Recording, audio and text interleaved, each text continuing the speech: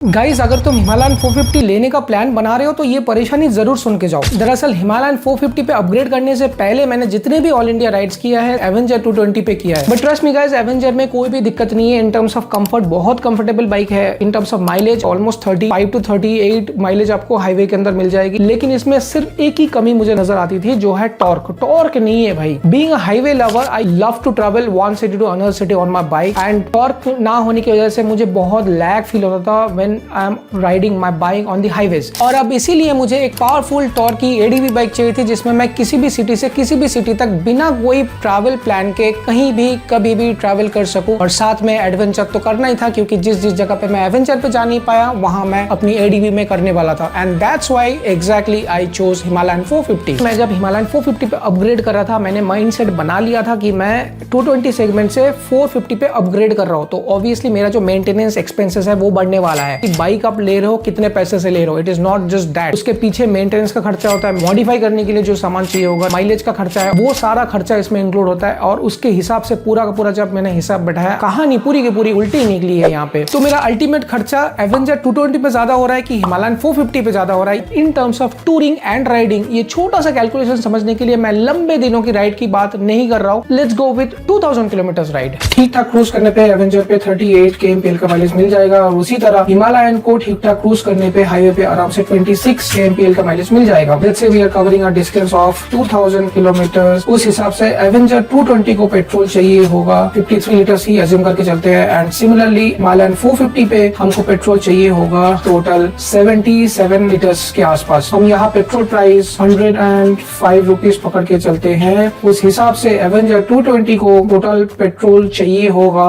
5500 rupees का। And similarly Himalayan 450 को petrol चाहिए होगा टोटल 8000 रुपीज का।